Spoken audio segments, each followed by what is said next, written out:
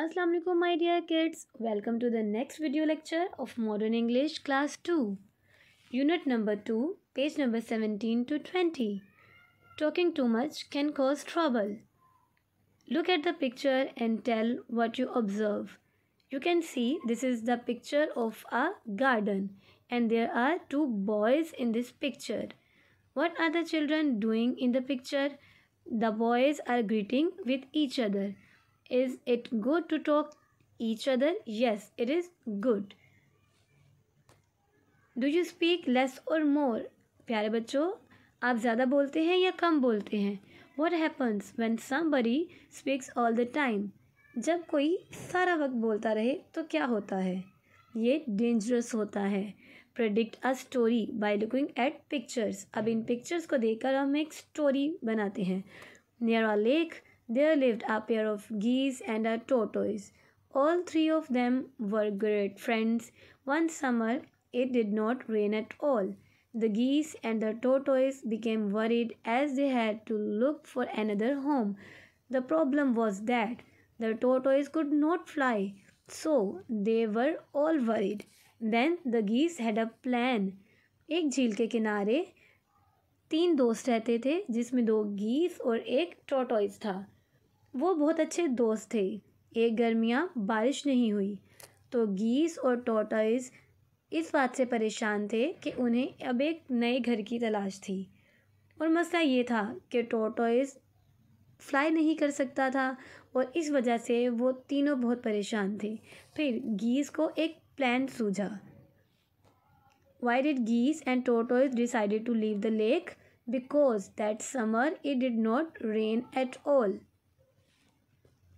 They planned that the tortoise would hold a piece of stick in his mouth and the same stick would be carried by the two geese from both ends. They clearly told the tortoise about this danger and warned him not to talk during the journey. The tortoise promised to be silent during the flight. गीस ने एक plan सूझा. उन्होंने कहा कि एक लकड़ी के टुकड़े के साथ हम टॉर्टोइस को लेकर उड़ेंगे. उन्होंने टॉर्टोइस को इस खतरे के बारे में बताया कि ये डेंजरस हो सकता है और तुम सारे रास्ते बोलोगे नहीं, बात नहीं करोगे. टॉर्टोइस ने प्रॉमिस किया कि हाँ, वो सारे रास्ते बोलेगा नहीं. They began their journey on the day for the search of new lake. The geese held the sticks from both ends and the tortoise from the middle in his mouth. For some time they had a safe journey, but as they flew over a populated area, the flight became problematic. On seeing this scene, people laughed at the tortoise and pointed at him. जैसे ही सफ़र शुरू हुआ, वो एक नए झील के किनारे की तलाश में थे. गीस ने लकड़ी के टुकड़े को दोनों कॉर्नर से पकड़ा हुआ था अपने मुंह से और टॉर्टोइस ने दरमियान से उस स्टिक को पकड़े हुआ था. कुछ वक्त के लिए तो जो है उनका सफ़र बहुत अच्छा गुजरा, लेकिन जैसे ही वो आबादी वाले एरिए के ऊपर से गुजरे तो उनका सफ़र जो है ना थोड़ा प्रॉब्लमेटिक हो गया.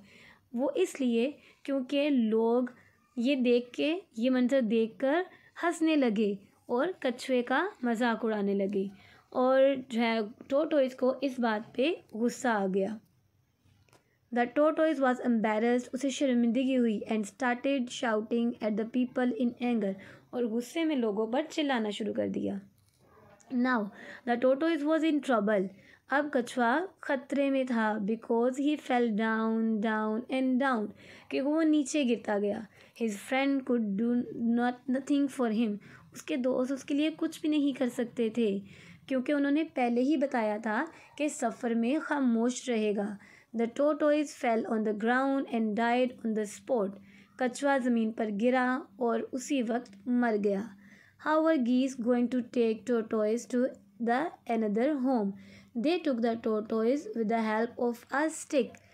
How did the tortoise die? The tortoise fell on the ground and died on the spot. What is the moral lesson of the story? The moral lesson of the story is talking too much can trouble. बहुत ज़्यादा बोलने से नुकसान हो सकता है.